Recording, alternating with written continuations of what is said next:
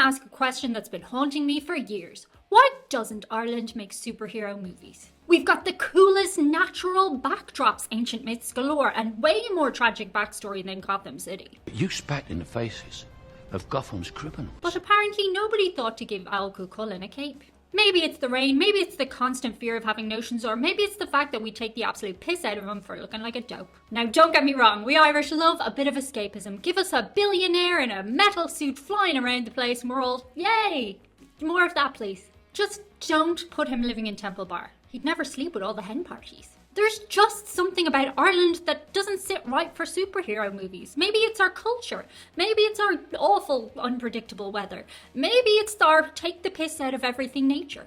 There's just something about Ireland that doesn't lend itself easily to lycra, supervillains who take themselves way too seriously, and dramatic special effects. I mean, imagine trying to film a dramatic monologue while your fringe is blowing sideways from the rain and sticking in your lip gloss and some local youths are going past in a car going beep beep way. It sort of breaks the dramatic tension. But maybe, just maybe, we don't need any of that. 'Cause Ireland is just a little bit cool for school. What if the real reason we skip the dramatic standoffs and CGI special effects is exactly what makes Irish films and TV shows just so special? Okay, let's start with the basics. Ireland's weather is not made for superhero movies. Let me give you a glimpse of your standard Wednesday afternoon. Rain, fog, little bit of sunlight, more rain, cold wind. One of them you could lean into, but all of them together in one afternoon is like, you try flying around in a superhero cape during that, never mind trying to do a cool slow motion strut down the street when your pant legs are completely soaked. Superhero films thrive on spectacle, skyscrapers collapsing, aliens invading, cars flipping through Manhattan. Dublin is still trying to convince the government and planners to allow us to build in an upward motion,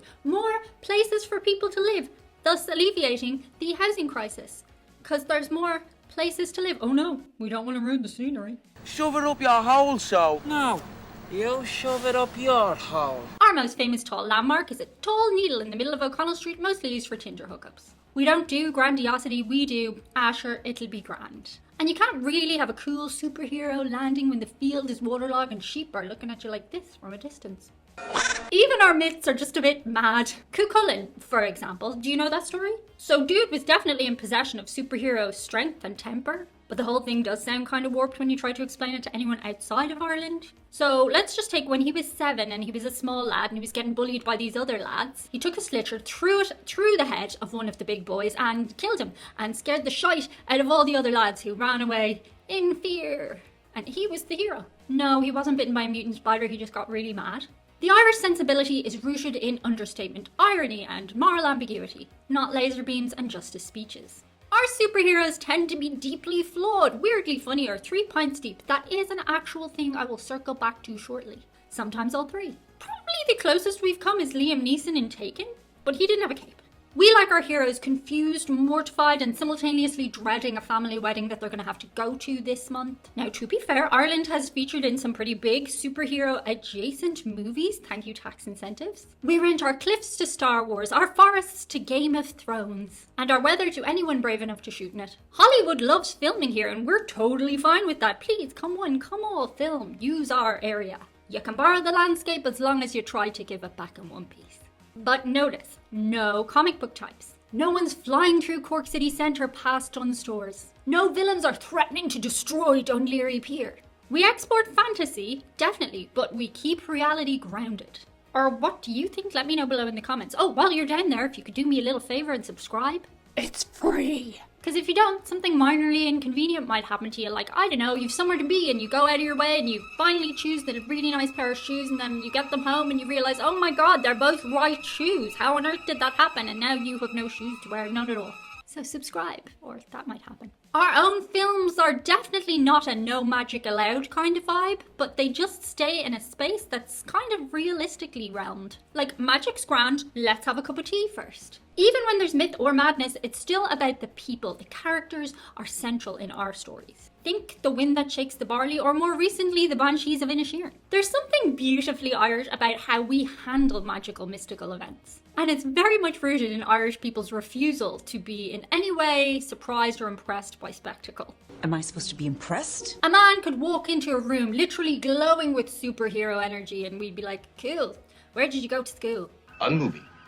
I think the Irish superhero power is melancholy. And here's the key. Every country's cinema reflects its psyche. The American psyche, reinvention, individualism, victory against all of the odds, spectacle, celebration, inspiration. The Irish psyche, generational trauma, humorous survival, being 2 degrees of separation from the next person and a deep familiarity with loss. If America's superhero dream is flying, Ireland's superhero dream is quietly becoming successful and buying everybody in your local around without expecting one back. Our powers are not lasers and levitation, they're storytelling, as well as self-deprecation and being able to use the word grand to describe 5 different types of things. You see, we are people who make comedy out of funerals. Actually, some of the funniest places I've ever been have been funerals. We tell ghost stories like they're documentaries, getting deep into character analysis and descriptive words. We like to set the scene. We don't have as much time for sci-fi and futuristic elements. We are a people who understand that being haunted can be a metaphor, but also kind of true. Nothing is ever taken too seriously and nobody ever gets too big for their lycra or boots. Actually, don't even try wearing lycra at all in Ireland. Unless you want your nickname for the rest of your life to be Speed Bump and every time you go out to be referred to as Lycra Lad for the next forever.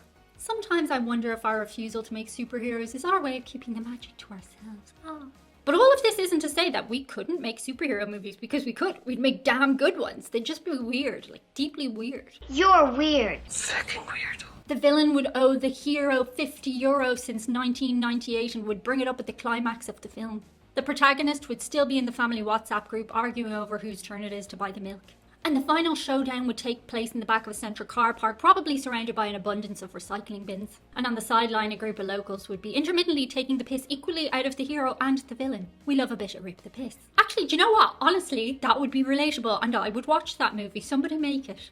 Low stakes, high drama, slightly damp. But like I said, Ireland has hosted some big international stuffs. Everything from bits of the Harry Potter movie to parts of Transformers movies have dropped into Ireland for some backdrop. And whole-scale productions like Vikings, Tudors, Camelot, Game of Thrones, they all get filmed there, but they do have one thing in common, right? It's fair to say they're all historically epic. Or faux historical. Our beautiful Irish landscapes are front and centre rather than big glossy buildings. They're just not the right backdrop for showcasing contemporary superheroes, or modernised superheroes for that matter. Even our Oscar-nominated films have this quiet awkwardness about them, which is really cool. Take On Colleen Tune, The Quiet Girl, or The Lobster. Really bizarre, arty, cool stuffs. Quiet, offbeat, and they're about connection and interpersonal relationships. Sure, at times we've dabbled in the direction of the genre. Grabbers was about a seaside town attacked by alien tentacle monsters, and the only way to survive was to stay mortal-faced. Oh, and if you don't speak fluent Irish pub slang, that means slightly inebriated all the time. The twist was the creatures were allergic to alcohol, so everybody in the whole town had to stay drunk. See, circled back to it. The whole village basically declared a lock-in and saved the world by drinking Guinness 1 round at a time. And a key line from that film was, "We have to stay drunk. It's our only chance." Even Irish comedy, which we do really well, is character-driven. Father Ted, Dairy Girls, Young Offenders. All built around local folks just being themselves while crazy stuff happened around them. Bad, sad, massively weird. Ultimately hilarious, but dark too. See, there's a reason those shows develop cult followings. They don't try to be everything to everyone. They stay niche. And they stick to what makes the Irish unique. Our cinematic conflict doesn't need huge explosions. It just needs one family sitting around a dinner table and one person to say, I find Bono quite inspiring, actually." For a completely random example not taken from my life. And here's the twist. While Marvel movies might spend $300 million to blow up epic cities and stuff, Irish cinema spends $3 million to blow up a friendship, and it just hits you here. In the feels. Unless you're a sociopath and you have no feels. Ew, I hate that effect. It's perfect. In a world of billion-dollar franchises, Irish cinema insists, no, this little story matters. This awkward conversation, this family at a kitchen dinner table, it all matters. And what's going on in your life matters. We export myth and keep truth, and that's kind of a superpower too.